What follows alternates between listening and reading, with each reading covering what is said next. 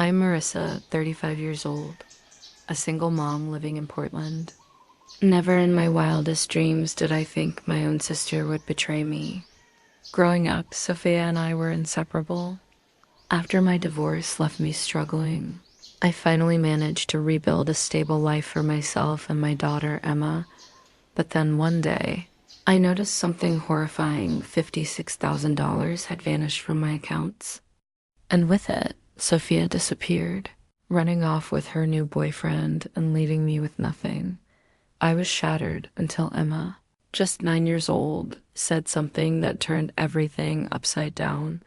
"Don't worry, Mom, I already took care of it." Sophia entered my life when I was 7.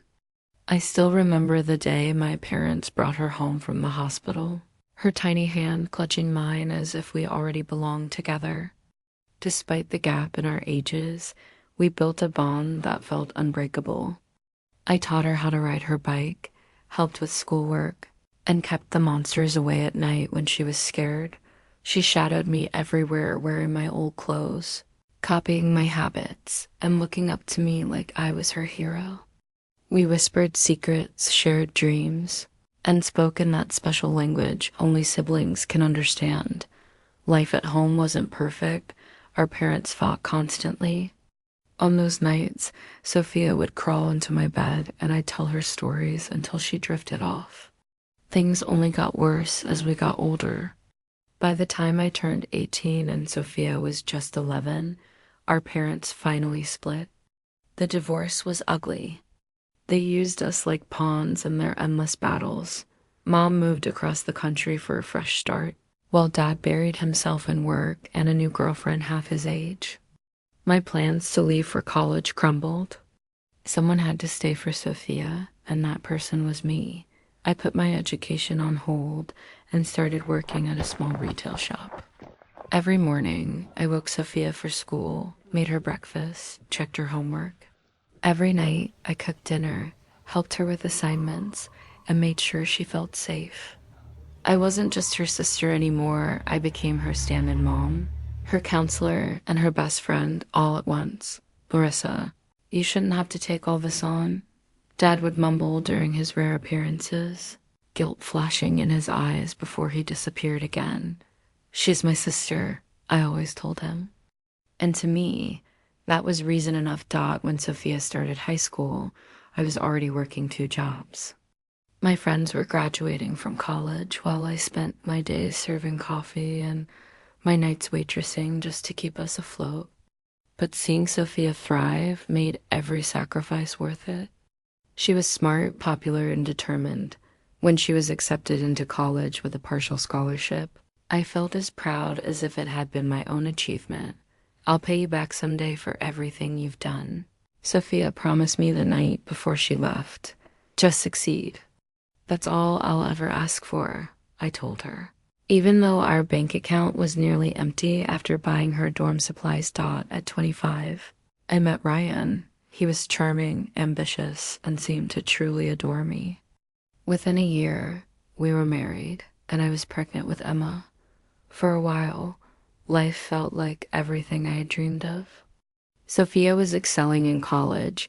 I had a steady job as an administrative assistant in a marketing firm, and Ryan and I shared a small but cozy apartment. When Emma was born, it was the happiest day of my life. She had my green eyes and Ryan's dimples, and from the first moment I saw her, I was completely in love. Sophia drove 4 hours just to meet her niece, carrying a handmade blanket she'd spent months knitting. "She's perfect." "Marissa," Sophia whispered, using the nickname she'd given me as a kid. "You're going to be the best mom in the world." But that perfect picture cracked when Emma turned 3. Ryan started coming home late, claiming he was swamped with work. His phone was always locked, and he grew cold and distant. Then one night, I found lipstick on his shirt collar. As cliche as it sounds, he didn't even bother to deny the affair. Within months, our marriage collapsed. Ryan moved across the country with his new girlfriend. Barely staying in contact with Emma, I was suddenly a single mother, heartbroken, drowning in bills, and unsure how I'd make it through. Those first months were a blur of tears, sleepless nights, and constant worry. Sophia, who had just graduated, packed her bags and moved in with us without hesitation. "I've got you, sis, just like you had me," she said. Having Sophia around felt like a lifeline. She cooked dinner when I had to work late, helped with Emma, and found ways to make me laugh when all I wanted to do was cry. For a while, I believed things were finally turning around, but after a few months, little things started happening, things I brushed aside. $20 missing from my purse. Bills Sophia promised to pay online, but somehow never got paid, racking up late fees. A credit card I rarely use suddenly showing strange charges that Sophia claimed were for surprise gifts. "Did you take money from my wallet?" I asked her once, hating myself for even saying it. "Marissa, I can't believe you'd accuse me of that," Sophia said, her eyes welling up with tears. "I must have borrowed it for groceries and forgot to tell you. I'm sorry." Instantly, I felt guilty for doubting her. This was Sophia, the little girl who once gave her allowance to a homeless man, the sister who stayed up all night with me when Emma had her first fever. If she borrowed money, it had to be innocent, not theft. After about a year, Sophia found her own apartment nearby. Still, she visited almost every day and often babysat Emma when I had to work late. Emma adored her aunt, who spoiled her with little gifts and Saturday ice cream trips. They built pillow forts, stay up watching Disney movies, and laugh until they fell asleep. Looking back now, the warning signs were all there. But when you love someone, you build excuses for their behavior. You cling to the version of them you want to believe in. And I loved my sister too much to see the truth staring me in the face. 5 years after my divorce, I finally started to regain my footing. Through endless night classes and long hours at work, I climbed from administrative assistant to marketing manager. The promotion came with a higher salary and better hours, which meant more time at home with Emma, who was now 9 and growing into an incredibly perceptive little girl. "You're not as tired anymore, Mom," Emma observed one evening while we cooked dinner together, her little hand stirring the pasta sauce with care. "That's because I don't have to work 2 jobs anymore." "Sweetie," I told her, realizing how much my exhaustion had weighed on her young shoulders. With my improved financial situation, I achieved something that once felt impossible. I bought us a home of our own. It wasn't anything extravagant, just a modest 3-bedroom in a safe neighborhood with good schools. But it was ours that the day we got the keys. Emma ran through every room with excitement, finally claiming the smallest bedroom with the bay window. "We're never leaving this house, right, Mom?" "This is our forever home," she asked, her green eyes full of hope. Double quotes, "Yes, baby." "This is our forever home," I promised. And I meant it. For the first time since Ryan left, I felt stable. To protect that stability, I opened 3 separate savings accounts with specific purposes. Emma's college fund, $15,000 saved so far. Emergency fund, $21,000, built slowly over 5 years of careful saving. Small business fund, $20,000 set aside for the marketing consultancy I dreamed of starting so I could eventually work from home. Altogether, I had saved $56,000. It wasn't just money, it was years of sacrifice. Packing lunches instead of eating out, cutting my own hair, freelancing on weekends, never buying anything unless it was absolutely necessary. Every deposit felt like a victory in my quiet battle for security. While my life became steadier, Sophia's grew more chaotic. Her calls became irregular, sometimes every day, other times weeks of silence. She bounced between jobs, each time with dramatic stories about toxic workplaces or unreasonable bosses. Her lifestyle swung wildly too. One month she wore expensive clothes. The next she couldn't even afford a haircut. "Can I borrow $500 until payday?" became her usual request, except payday often never came. And whenever I reminded her of the money she already owed me, she'd get defensive or tearful. "I can't believe you're counting dollars with your own sister," she'd say, her voice trembling. After everything we've been through, her words always cut deep. I'd end up transferring the money, convincing myself it was temporary, just family helping family. After all, hadn't I once put my entire life on hold for her? Then came Alex Carter. Sophia met him while waitressing at a bar, and she fell hard and fast. Within weeks, he was all she could talk about charming.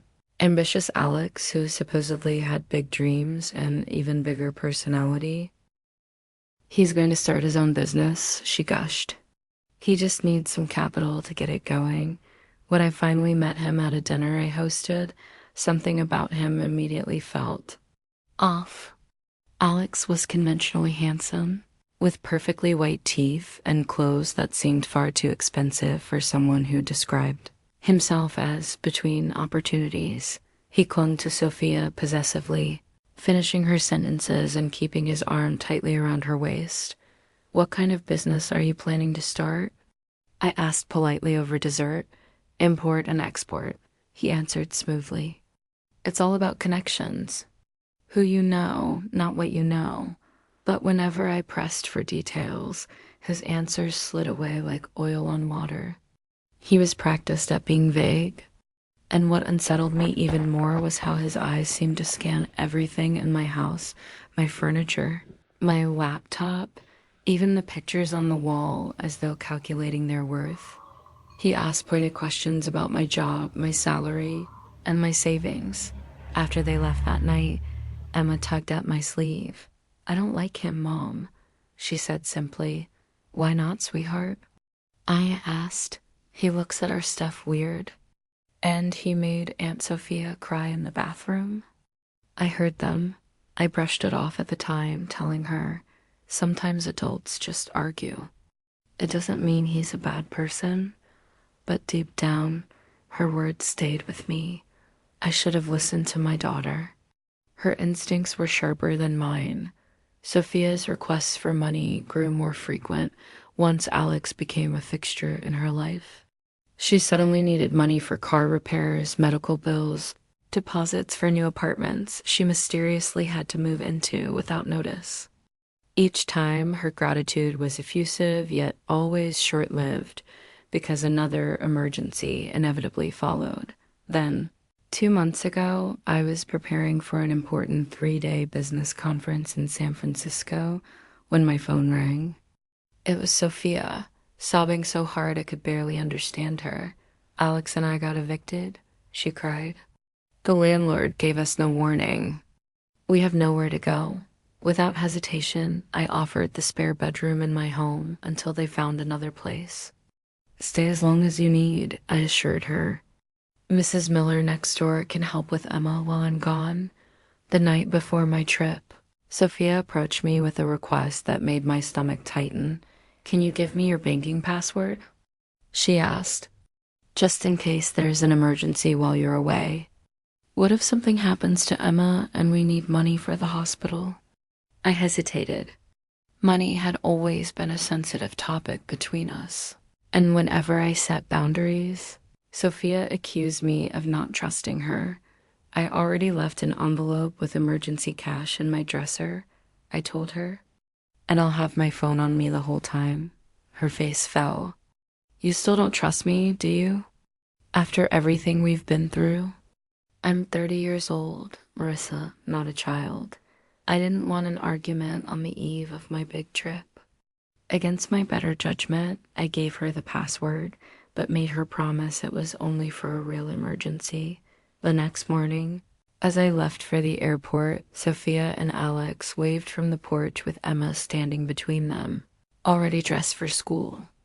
If I had known what was about to happen in the next 72 hours, I never would have stepped on that plane, but I didn't know. I just waved back, called out, "Love you all," and drove away, leaving everything I valued in the hands of the sister I trusted most. Conference went better than I could have hoped. I delivered a presentation that impressed several potential clients, and my boss even hinted at another possible promotion. During breaks, I called home to check on Emma. She sounded happy, enjoying the time with her aunt. Uncle Alex is teaching me card tricks, she told me during our last call. And Aunt Sophia said we can have pizza tonight.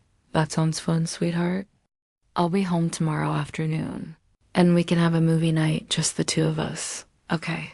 Mom, love you infinity. Love you infinity plus one, I replied. Smiling at our usual exchange, everything felt fine. Until it wasn't. On the third and final morning of the conference, I tried calling Sophia to confirm my arrival time. No answer. I texted her, assuming she was busy dropping Emma off at school. By noon, the silence gnawed at me. I phoned Mrs. Miller next door, who had agreed to help with Emma while I was away. Oh yes, I took Emma to school this morning, she confirmed.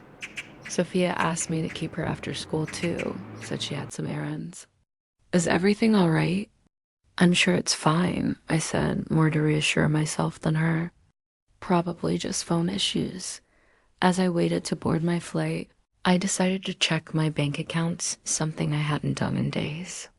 I opened the app, typed in my password, and froze out all 3 accounts showed a balance of $0. I blinked, thinking it had to be a glitch. Logged out, logged back in. Same result, the emergency fund empty. Emma's college fund gone. My business savings wiped out, $56,000. Gone in an instant. My hands shook so violently I dropped my phone. My ears rang with the boarding announcement, muffled under the roar of blood rushing through my head. I couldn't breathe. A kind stranger picked up my phone and asked if I needed medical help. Somehow I stumbled onto the plane, but the 3-hour flight home was torture. My mind spun through increasingly desperate explanations. Maybe the bank had a technical error. Maybe Sophia's phone had broken and she hadn't told me what happened. Maybe, just maybe, there was some reasonable explanation, but deep down, I already knew the truth. Landing back in Portland, I called Sophia over and over as I raced to my car. No answer. I sped home, running through every red light and stop sign, praying I was wrong. From the outside, the house looked normal. Flowers bloomed in the front yard where Emma and I had planted them. The porch light was on, as if waiting for me to return. But inside, I felt the truth immediately. Sophia's room was empty. Clothes gone, bathroom cleared. No, just the faint scent of her perfume lingering in the air with shaking hands.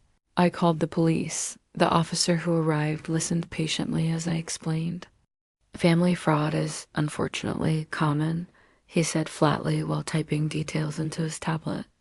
Do you have any idea where your sister might have gone? No, I whispered, the reality crashing down harder with each word. I thought I knew her. After he left, I sat frozen at the kitchen table, staring at nothing. The shock was physical. My chest felt tight, my stomach twisted. I had trusted Sophia with everything, my home, my daughter, my financial security, and she had taken it all. Later, I called my neighbors. Mr. Peterson across the street mentioned seeing Sophia and Alex loading suitcases into their car the night before. I figured they were going on a trip, he said apologetically. They looked in a hurry, but nothing suspicious. The truth hit harder than any punch could. My safety net, Emma's future, my dream business all stolen. But worse than the money was the betrayal. My baby sister, the girl I had practically raised, the woman Emma adored. How could she do this to us? I searched every corner of the house, hoping for some explanation, some note that would make sense of it all. Finally, tucked away in the kitchen drawer where I kept takeout menus, I found a scrap of paper. In Sophia's handwriting, it read only 5 words. I'm sorry. I had to. She had to rob her own sister. She had to steal her niece's future.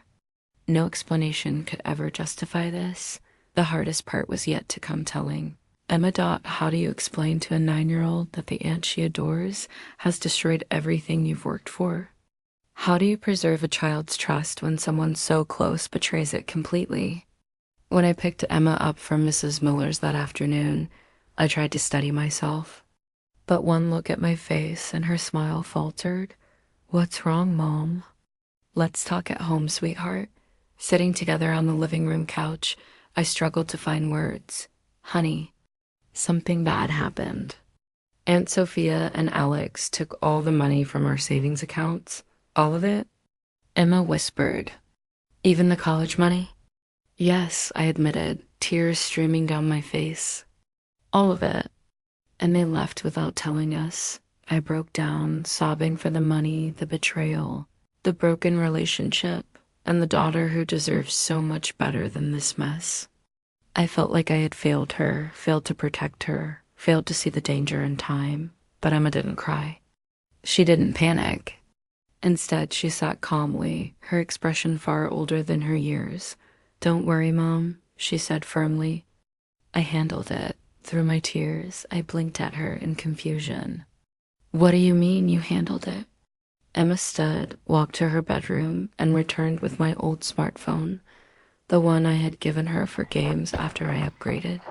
She unlocked it with practiced fingers and opened the photo gallery.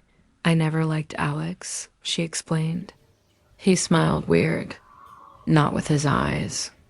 2 weeks ago, I heard him and Aunt Sophia fighting when you were at work. He was telling her they needed big money, fast.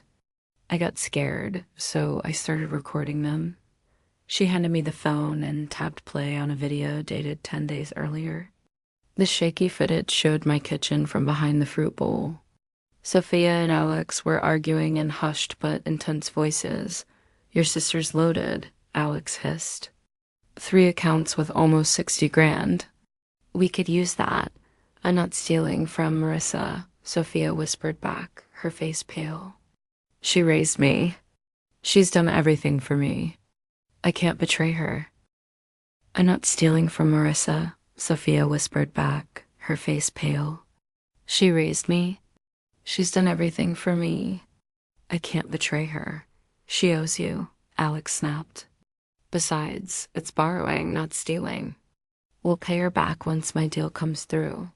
My stomach churned as I watched Sophia hesitate. Torn between loyalty and manipulation, Emma queued up another video, filmed from a new angle behind a plant in the living room. "I got better at hiding the phone," she said with a little shrug. This time, Alex's tone had shifted. He wasn't demanding, he was pleading. "Baby, I'm in trouble. These aren't the kind of guys you can say no to. They'll find me. They'll hurt me. I never told you, but they broke my brother's legs for less than this. I owe $50,000. Sophia's face crumpled with fear. "Why didn't you tell me before?" "How much do you owe?" 50 grand, Alex repeated, clutching her shoulders. "I didn't want to scare you, but I need you, please." Watching, I realized Alex wasn't just charming, he was a predator. He was manipulating her, playing on her guilt and fear. Emma's voice pulled me out of my thoughts. "There's more," she whispered, scrolling through dozens of videos. Emma kept scrolling through the files on the phone. "I recorded everything when they were here," she explained, matter dash of dash, factly. Astounded. I asked, "But how did you even think to do that?" She gave a tiny shrug. "From those detective shows we watch. The bad guys always spill their plans if you just listen long enough." The next video nearly made me sick. It showed Alex outside in her backyard, pacing while talking on his phone. His voice was sharp and nothing like the smooth charm he used around Sophia. "Yeah, I found the perfect mark," he bragged. Her sisters got close to 60 grand saved up, and the best part? She trusts the girlfriend completely. "We'll clean her out and be in Mexico before they even notice." I felt the air leave my lungs. Alex hadn't just taken advantage of Sophia, he had targeted us from the beginning. But the most devastating video was recorded the night before I left for my conference. From what looked like Emma's hiding spot in my closet, the footage showed Sophia sitting on my bed, her head buried in her hands, while Alex paced angrily. "I can't do this," Sophia sobbed. "Marissa will be devastated. You don't have a choice anymore," Alex snapped, his mask of charm completely gone. "Either she loses some money or I tell her about Tampa." Sophia's head shot up, her face drained of color. "You wouldn't. Try me," he sneered. "Your perfect sister doesn't know everything about you, does she? What would she think if she found out what happened there?" Sophia slumped in defeat. "Fine, but we'll pay her back. Every cent." "Sure, baby," Alex said with a cold, victorious smile.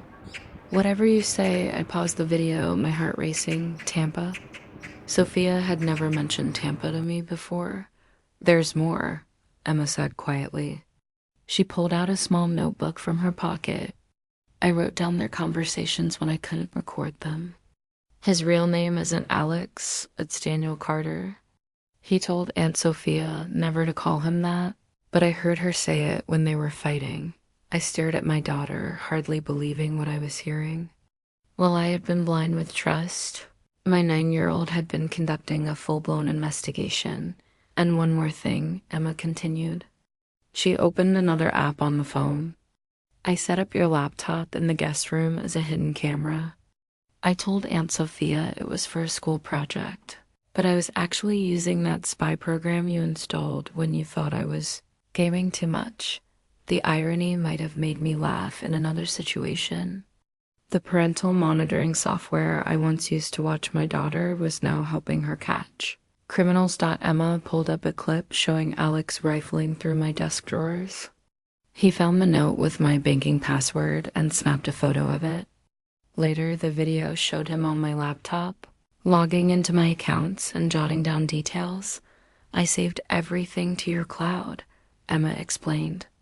"So even if they took my phone, the evidence would still be safe?" I pulled my daughter into my arms, overwhelmed with both pride and guilt.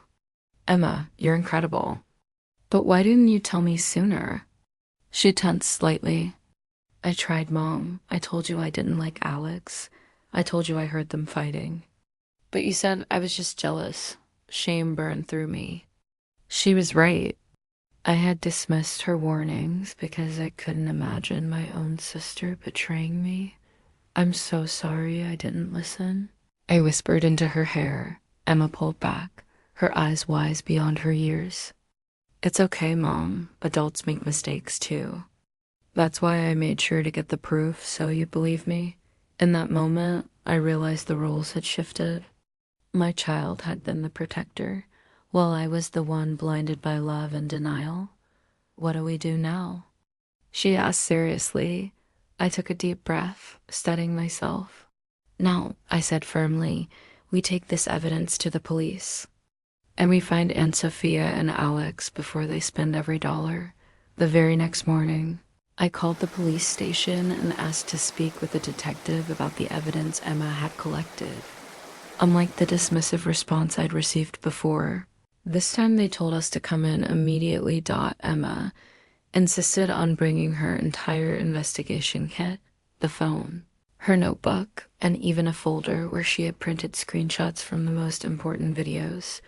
Detective Sandra Johnson, a sharp-eyed woman in her 40s, welcomed us into her office.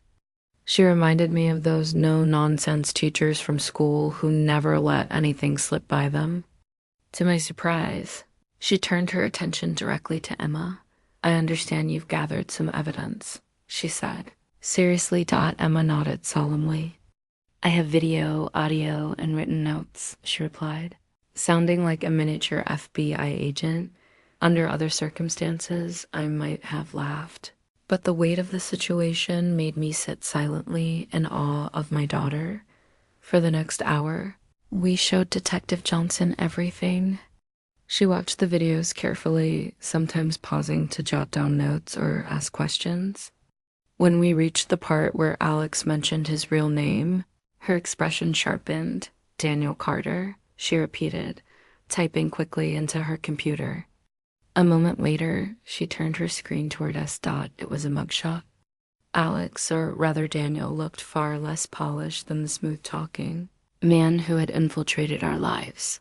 Daniel Carter has quite a history, Detective Johnson explained. Fraud, identity theft, confidence schemes. He's wanted in 3 states for scams just like this, targeting women, earning their trust, then draining their family's finances before vanishing. My voice came out hollow. So he's done this before? Many times, the detective confirmed. He specializes in finding vulnerable women, manipulating them, and then exploiting their connections. Emma leaned forward, her little hands gripping the folder. Can you find them? She asked urgently. With this evidence, absolutely, Detective Johnson assured her. We can freeze accounts, put out alerts, and coordinate with other states. Then she gave Emma a warm but serious look. You've done exceptional work here, young lady. Most adults wouldn't have been this thorough. Emma beamed. Sitting taller in her chair, Detective Johnson continued. We'll need formal statements from both of you, and I'll need copies of everything you've collected. But I'm confident we can build a strong case. Walking out of the station that afternoon, I felt something I hadn't felt since discovering the theft hope. Maybe the money was gone, but at least Sophia and Daniel wouldn't simply get away with it. 3 days later, the detective called with news. They had traced activity on my credit card to a hotel in Las Vegas. Local police were preparing to move in, but they needed me to confirm some details first. They've likely already spent a significant portion of the money, Detective Johnson warned. But we may still be able to recover what's left. That evening, while Emma and I were having dinner, my phone rang from an unknown number. When I answered, Sophia's voice exploded through the speaker, shrill and panicked. How could you, Marissa? How could you call the police on your own sister? She screamed, her words lightly slurred. They arrested Alex at the casino. They're outside our hotel room right now. I switched the phone to speaker, my hands trembling. You stole $56,000 from me, from your own niece. What did you expect me to do? He needed the money. Sophia cried. They were going to hurt him. You don't understand. What I don't understand, I snapped, is how you could empty my savings accounts. Emma's college fund. Everything we had. Alex said we'd pay it back. She shouted. It was just temporary. I let out a bitter laugh. Is that what he told you while he was planning your escape to Mexico? While he was calling you his perfect mark? Silence. Then her voice softened, trembling. What are you talking about? Your boyfriend isn't Alex, I told her flatly. His name is Daniel Carter. He's a con artist wanted in 3 states. He's done this to other women before. You're not special to him. You're just his latest victim. You're lying, she hissed, but I could hear the uncertainty creeping into her tone. The police showed me his record. This is who he is, Sophia. He finds women, uses them to drain their families, then disappears. That's all you are to him, a tool. Shut up. She screamed. You're jealous because someone finally loves me more than they love you. You've always had everything. The house, the daughter, the career. What do I have? Nothing. Her words hit me like a slap. Was this how she had always seen me? I put my entire life on hold for you, I said quietly. I gave up college to raise you. I bailed you out more times than I can count. I welcomed you into my home, trusted you with my daughter, and you repaid me by destroying everything. On the other end, her voice cracked. Alex will go to prison because of you. No, I corrected firmly. He ruined your life, and you helped him ruin mine.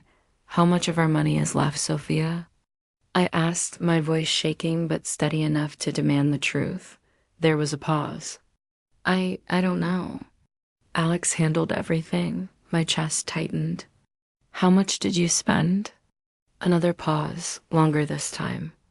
Then, in a small voice, she admitted, about $30,000. Alex was on a winning streak at the casino.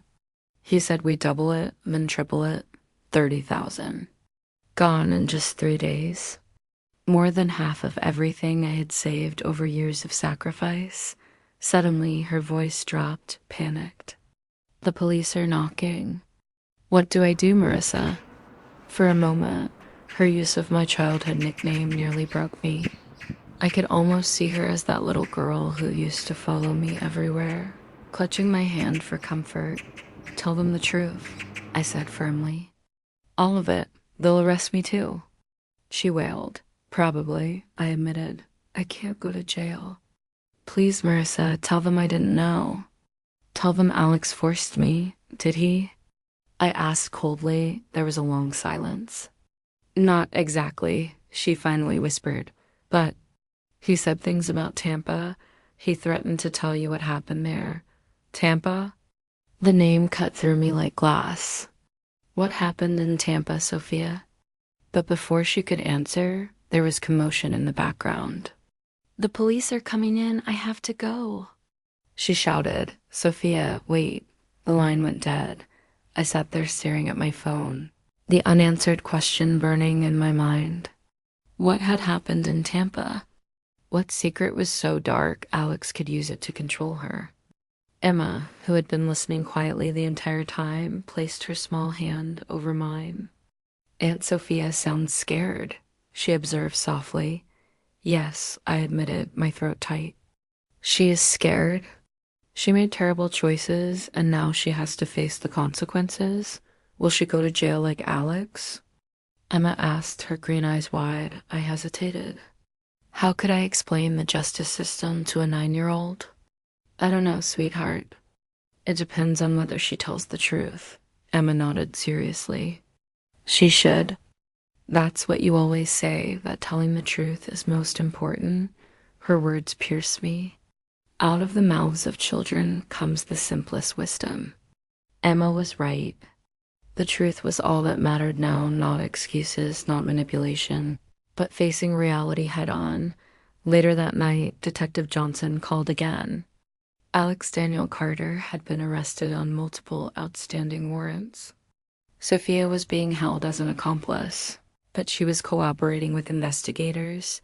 They had recovered about $26,000 from the hotel safe, less than half of what was stolen, but more than I dared hope. We'll need you to come to Las Vegas to make a formal identification and statement, the detective explained. The district attorney there will also want to discuss whether you wish to press charges against your sister. The word stunned me. Press charges against Sophia. This was the girl whose scraped knees I used to bandage, whose nightmares I used to chase away with bedtime stories. The sister I had practically raised, and now the courts wanted me to treat her like a criminal. How had we come to this? I barely slept that night.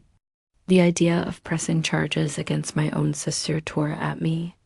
Yes, she had betrayed me in the worst possible way, but she was still my family dog the next morning. I boarded a flight to Las Vegas, arranging for Emma to stay with Mrs. Miller while I was gone. When I arrived at the Las Vegas Metropolitan Police Department, the building felt cold and intimidating. Nothing like the warm police stations you see in TV dramas dot inside a conference room.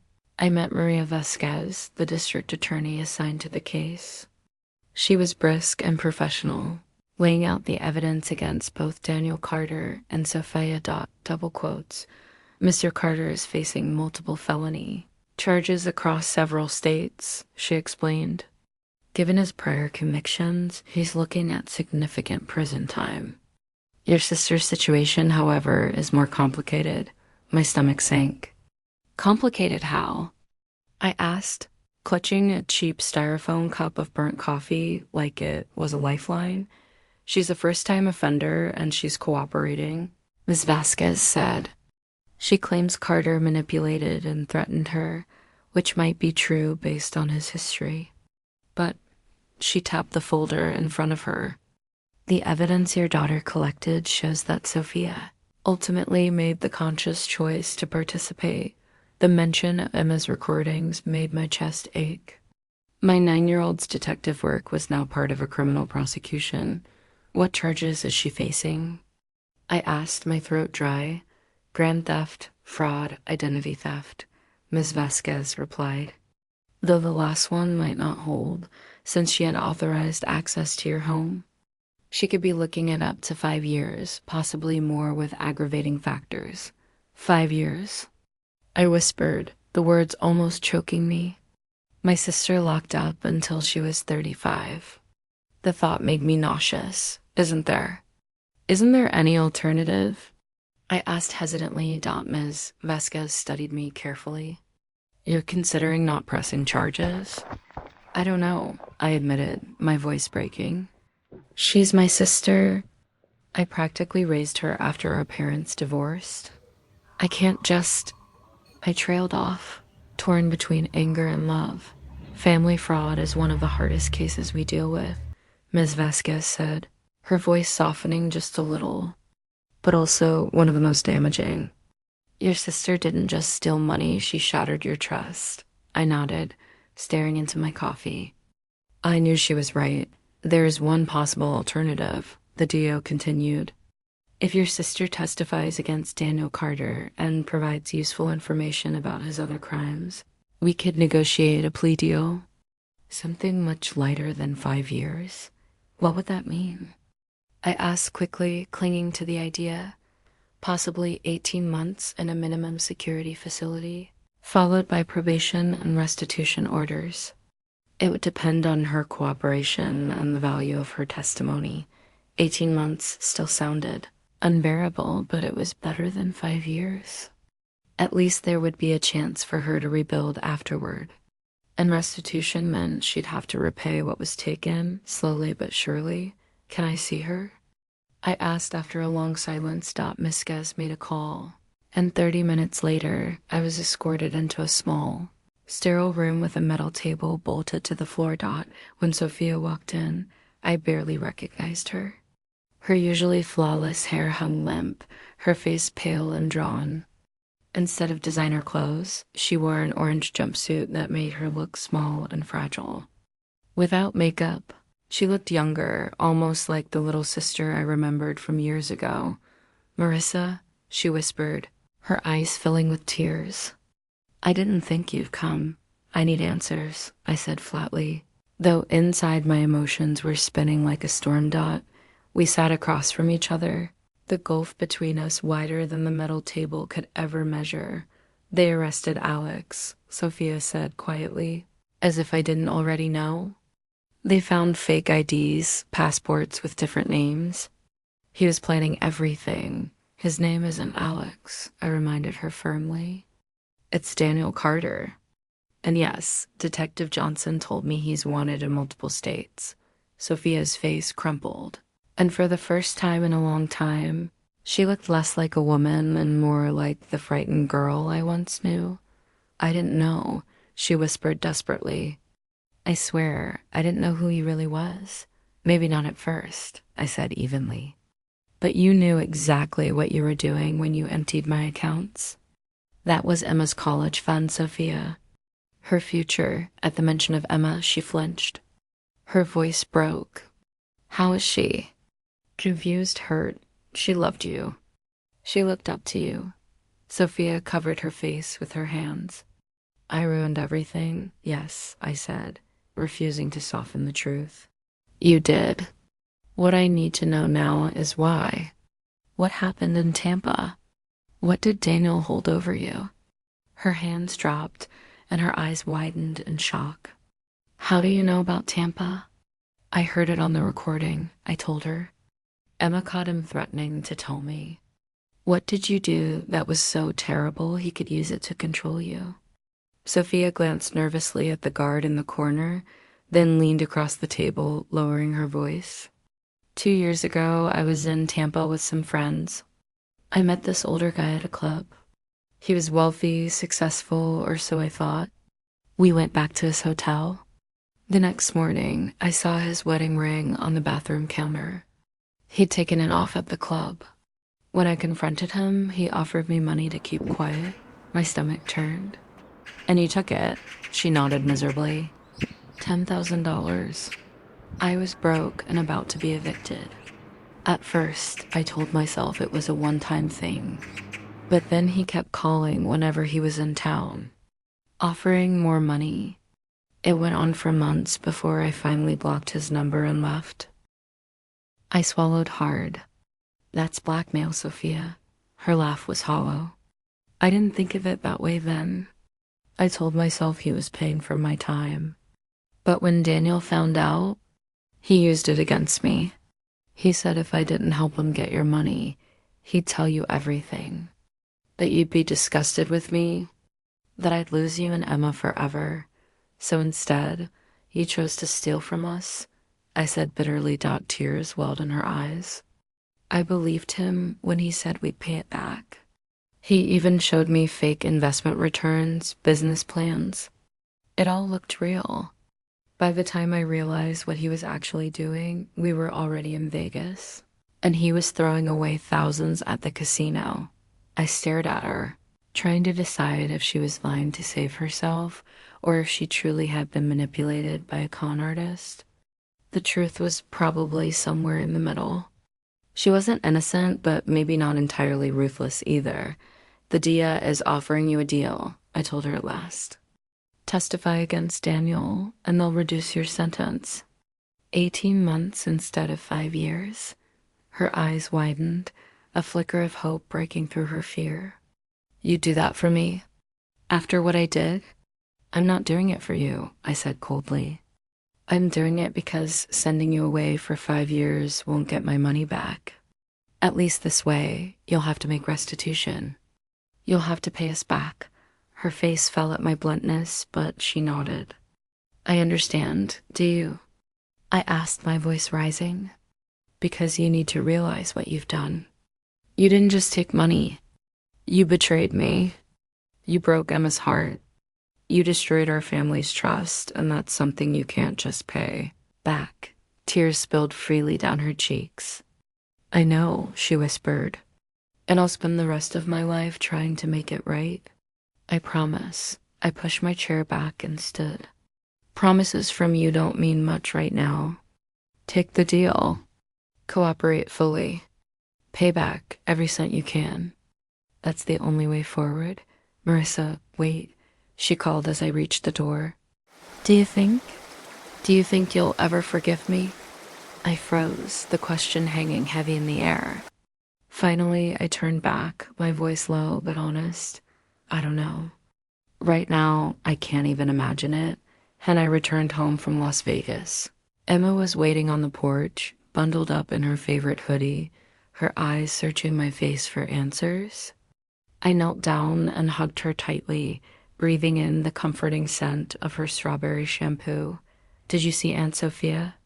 She asked cautiously. Yes, I told her honestly. She's in jail right now. She made some very bad choices, and now she has to face the consequences. Emma was quiet for a moment. Will she ever come back? Maybe, I said gently. If she tells the truth and helps the police, she might not be gone as long. But things won't be the same when she comes back. Emma nodded solemnly, as if she understood more than most children her age ever should.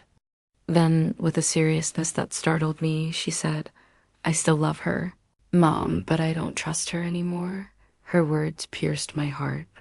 At 9 years old, my daughter had already learned the difference between love and trust, a lesson it had taken me 35 years to figure out. That night, after Emma went to bed, I sat alone at the kitchen table, staring at the neat rows of bills spread out before me. The $26,000 the police had recovered wouldn't cover even half of what was stolen. My emergency fund, Emma's college savings, my dream of starting my own business, all of it had been gutted. I could have drowned in anger.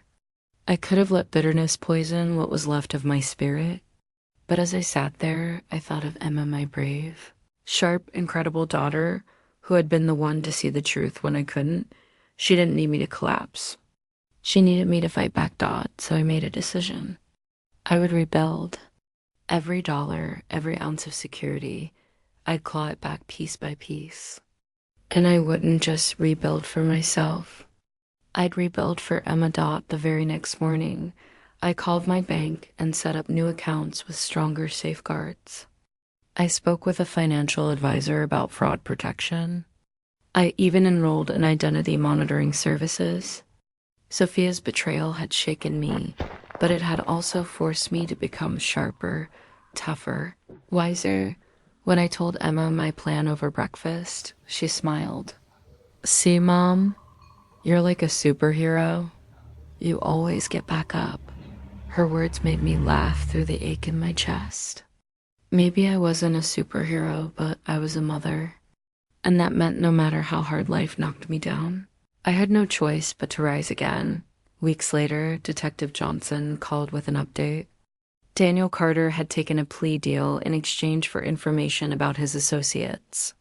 He was facing over 20 years in prison. Sophia, meanwhile, had officially agreed to testify. Her reduced sentence was being finalized. She asked if she could write to you. The detective added carefully. I hesitated, my heart torn. Part of me never wanted to hear from my sister again. Another part, the part that still remembered holding her hand when she was a scared little girl, longed for reconciliation. Even if it seemed impossible, "Let her write," I finally said. "But I don't promise I'll read it." After I hung up, Emma asked who was on the phone. "The detective," I explained. "Aunt Sophia is helping them now." Emma thought for a moment, then simply said, "Good. Maybe that means she's learning." I kissed her forehead. "I hope so, baby. I really hope so." A week later, a letter arrived in the mail. The handwriting on the envelope was shaky, but I recognized it instantly. It was from Sophia. I sat staring at it for almost an hour before I finally opened it. Inside was a 3-page letter written in blue ink. The first line nearly broke me. "Dear Marissa, I don't deserve for you to read this, but I need to try." She poured her heart onto those pages. She admitted everything, the lies, the fear, the selfish choices. She wrote about Tampa in painful detail, about how ashamed she was, about how Daniel had found her weakness and used it against her. She confessed that she had envied me for years for my stability, my daughter, my ability to rebuild after hardship while she felt like she was constantly failing. "I let jealousy eat at me," she wrote. "Instead of being grateful that I had a sister who always caught me when I fell, I resented you. And when Daniel came along, promising love and success, I clung to him like a drowning person grabbing a rock. I didn't realize the rock was dragging me under." Tears blurred my eyes as I read her words. But then came the part that truly shattered me. "Emma is braver and wiser than I will ever be. Tell her I'm sorry.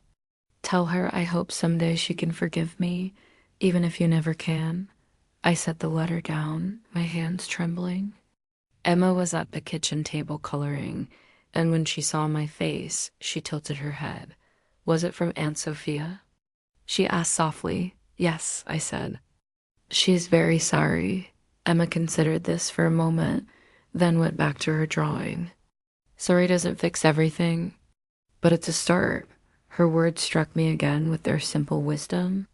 Children see the world in truths adults often overcomplicate. That night, as I tucked Emma into bed, she asked, "Do you still love Aunt Sophia?" The question caught me off guard. After everything, the betrayal, the lies, the devastation, did I still love her? "Yes," I admitted finally. "I'll always love her. But love doesn't mean I can trust her again." That part. She has to earn back if she ever can. Emma snuggled into her blankets. "I think she'd try, Mom. People can change." "You always tell me that." I kissed her forehead, fighting back tears. "You're right, baby.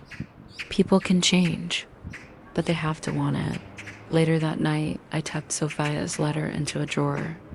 I wasn't ready to forgive her, but I also couldn't throw it away. Maybe one day, when the wounds weren't so raw, I'd read it again with less pain. For now, I focused on moving forward, on rebuilding. On showing Emma that betrayal didn't define us, that resilience did. Months passed, and slowly, life began to regain its rhythm. The wound Sophia left was still there, but it wasn't bleeding as heavily anymore. I poured myself into work, determined to rebuild the savings that had been stolen. Every extra project, every late night, every bit of overtime, I took it all, knowing that every dollar was one step closer to restoring Emma's future. Emma, meanwhile, showed a resilience that amazed me daily.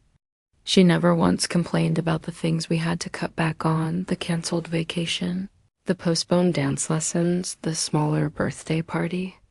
Instead, she'd smile and say, "It's okay, Mom. We'll do all those things later." Her maturity humbled me. She was only 9, yet she carried herself with a strength that some adults never learn. One evening, as we sat together at the kitchen table going over her homework, she looked up at me and said, "You know what, Mom? I think Aunt Sophia will be different when she comes back." I raised an eyebrow. "Why do you think that?" "Because sometimes people have to lose everything before they realize what really matters," Emma said simply, her pencil still tapping against her math sheet. Her words stayed with me. Maybe she was right. Maybe prison would force Sophia to confront herself in a way nothing else ever had. A few weeks later, Detective Johnson called with an update. "Daniel Carter pled guilty to multiple charges. He'll be serving 20 years minimum. Your sister testified against him and provided valuable information about his network. The judge has officially sentenced her to 18 months, with probation afterward." I sat in silence, absorbing the news. 80 months. Long enough to make her face consequences, short enough to give her another chance at life afterward. When I told Emma, she nodded thoughtfully. "That sounds fair. Maybe when she comes back, we can see if she really changed." I smiled sadly. "We'll see, sweetheart. We'll see." That night, after Emma was asleep, I allowed myself a moment to cry, not out of despair, but out of release. The storm that had ripped through our lives was finally settling. The road ahead wouldn't be easy, but it was clearer now. I realized something important that night. Forgiveness wasn't about excusing Sophia's actions. It wasn't about pretending nothing had happened. Forgiveness was about freeing myself from carrying the weight of her betrayal every single day. And while I wasn't ready yet, I could feel myself moving toward it slowly, carefully, but surely. Spring arrived, bringing with it a sense of renewal. The flowers in our garden began to bloom again, the same ones Emma and I had planted before everything fell apart. Watching her kneel in the dirt, carefully watering each bud, reminded me that growth was always possible, even after the harshest winter. One Saturday morning, as we pulled weeds side by side, Emma asked, "Do you think Aunt Sophia will write again?" "Probably," I answered honestly. "She has 18 months to think about everything she's done. Writing might help her process it." Emma nodded. "If she writes, can I write back?" Her question caught me off guard. I hesitated, then asked, "Do you want to?" "Yes," Emma said firmly. "Because even if she did something really bad, she's still my aunt. And maybe hearing from me will help her change." I studied my daughter, struck by her compassion. Despite being betrayed, despite having her future savings stolen, she still had room in her heart for grace. It was a lesson I realized I needed to relearn for myself. "All right," I said softly. "If she writes, you can respond. But only if you're comfortable, and only if we do it together." Emma smiled, satisfied with that answer. Later that evening, as I tucked her into bed, she whispered, "Mom, I'm glad we're okay." Those simple words undid me. We had lost so much, but in the end, we still had each other, and that was everything. Weeks turned into months, and little by little, I began to rebuild, not just financially, but emotionally. I set up new savings accounts and started adding to Emma's college fund again, even if only in small amounts at first. I also revived my dream of starting a consulting business. It would take time, but I refused to let Sophia's betrayal steal that dream from me forever. Emma kept me grounded.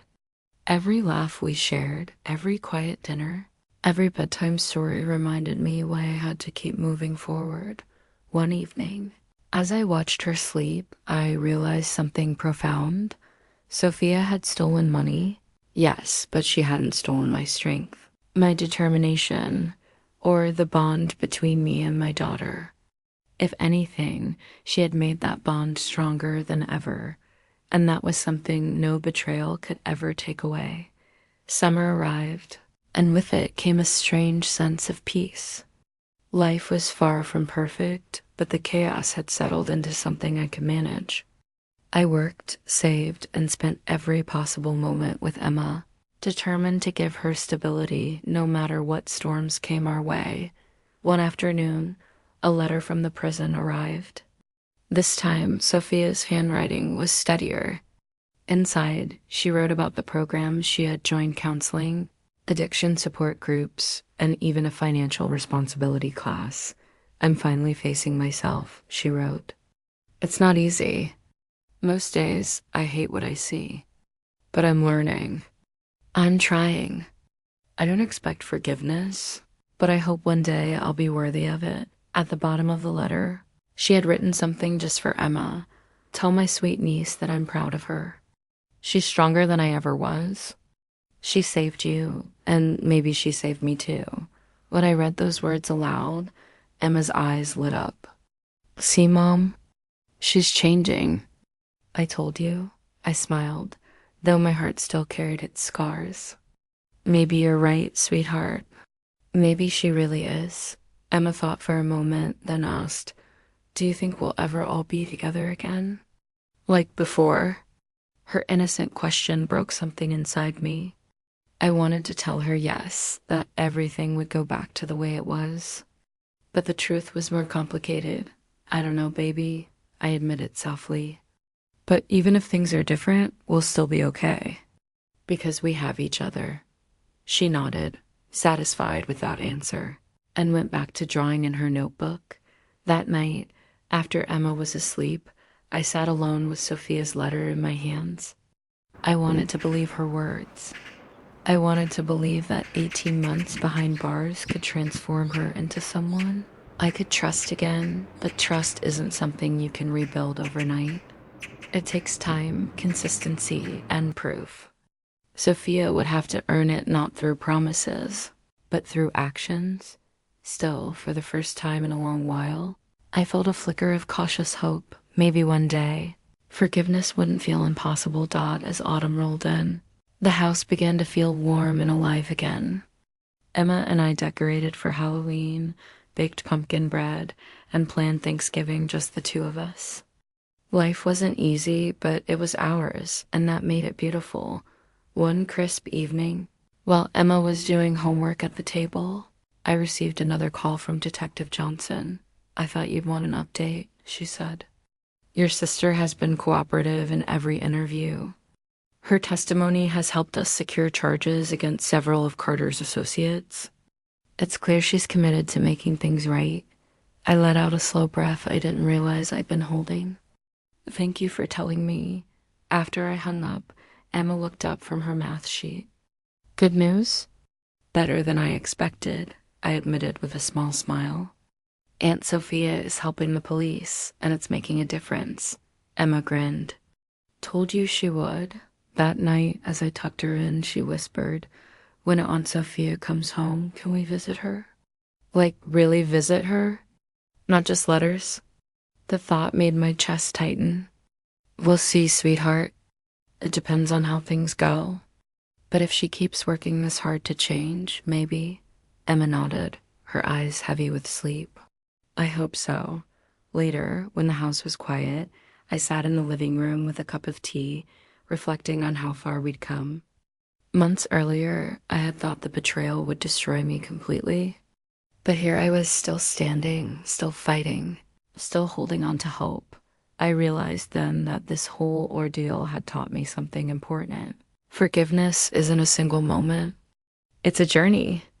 Some days I felt like I could forgive Sophia. Other days, the anger returned like a wave. Both feelings were real, both part of the process. Maybe that was okay. Maybe forgiveness didn't mean erasing the past, it meant learning to carry it without letting. It weighed me down. As I finished my tea, I glanced at Emma's school photo on the mantel. She was the true hero of this story. Without her sharp instincts and courage, I might have lost everything. And because of her, even in the darkest chapter of my life, I found light again. Winter came, and with it, the holidays, a time that had always been about family. This year felt different. There was an empty chair at the table where Sophia should have been. I couldn't bring myself to hang her stocking, though Emma asked if we could. Not this year, sweetheart, I said gently. Maybe when she comes home. Instead, Emma drew a little paper stocking with Sophia's name on it and taped it to the fireplace. She's still part of us, she explained. Her compassion humbled me yet again. Even after everything, Emma still believed in the possibility of healing. On Christmas morning, we exchanged small gifts we had carefully budgeted for. Emma gave me a hand-drawn picture of the two of us standing strong together under the words, "We can do anything." I framed it immediately and hung it in the hallway where I'd see it every day. Later that week, another letter arrived from Sophia. This one was shorter, but her words carried weight. Christmas without you and Emma was the loneliest day of my life. I thought about all the years you sacrificed for me and how I repaid you with betrayal. I don't expect you to forgive me, but I want you to know I'm changing. Please tell Emma I love her and that I'm proud she saw the truth when I couldn't. I read the letter aloud to Emma. She listened quietly, then smiled softly. She's learning, Mom. That's good. Yes, I admitted. It is.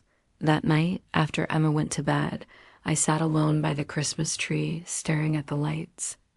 A part of me ached for the years Sophia and I had spent laughing, sharing secrets, believing nothing could come between us.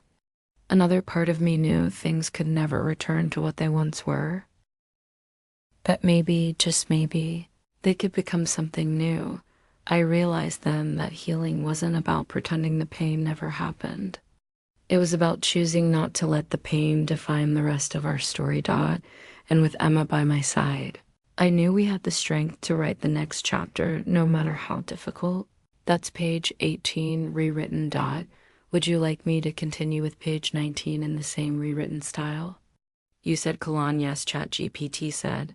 All right, let's continue with page 19, rewritten in the same detailed style with changed names. Rewritten. Page 19, as the new year began, I made a promise to myself. No more living in the shadow of betrayal.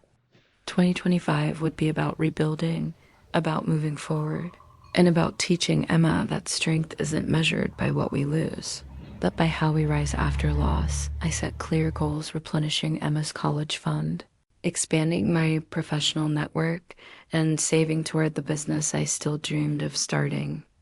It would take years to recover what Sophia had taken, but I no longer felt defeated. Every setback was fuel to push harder. Emma became my little cheerleader. Each time I deposited money into savings, she'd draw a star in a notebook she'd labeled our comeback plan. Watching her turn my struggle into something hopeful gave me more motivation than I could have imagined. One evening, as we cooked dinner together, Emma asked, Mom, when Aunt Sophia gets out, will she live with us again? The question stopped me cold. I stirred the sauce slowly, choosing my words carefully. No, sweetheart. She'll have to build her own life when she comes home. Trust has to be earned back, and that takes time. Emma thought about this, then nodded. That's fair. We can still visit her, though, right? I smiled faintly. Yes, we'll visit. But things will be different. Her answer was simple but wise. Different doesn't always mean bad. She was right. Different could mean stronger, smarter, healthier. Weeks later, another update came from Detective Johnson. Your sister has been consistent in her cooperation, she said. She's not just testifying, she's also warning other women in custody about men like Carter. Believe it or not, she's making a difference. That news stirred something in me, something I hadn't expected. Pride. Small and fragile, but real. Maybe Sophia had finally found a way to use her mistakes as lessons for others. That night, I wrote her back for the first time. I didn't sugarcoat things. I told her I was still angry, that the road to forgiveness would be long, maybe even endless. But I also told her I had received her letters, and that Emma still believed in her dot at the end. I wrote one simple line: if you keep proving yourself, maybe one day we can find our way back not to the past, but to something new. I mailed the letter the next morning, not knowing what the future held, but finally ready to take the first step forward. Looking back now, I realize betrayal changes you in ways you never expect. It strips you down, shatters your illusions, and forces you to confront truths you'd rather ignore. But it also gives you a choice. You can let it destroy you, or you can use it to become stronger. Sophia's choices broke my heart. She stole not just money, but trust, safety, and years of sacrifice. Yet, in the middle of that wreckage, Emma showed me what resilience truly looks like. My 9-year-old daughter became the voice of reason, the detective, and the reminder that love doesn't disappear even when trust does. I don't know what the future holds for Sophia. I don't know if she ever fully earned back my trust, or if our relationship can truly heal. What I do know is that Emma and I will be okay, because we've already faced the worst and we rose from it together. Sometimes family wounds cut the deepest, but sometimes those wounds also teach us the most powerful lessons about boundaries, about resilience, and about the uncheckable strength of a mother and daughter who refuse to be broken. So yes, Sophia stole $56,000, but what she couldn't steal was our hope, our love, or our determination to keep moving forward. And in the end, that's worth more than any amount of money ever could be.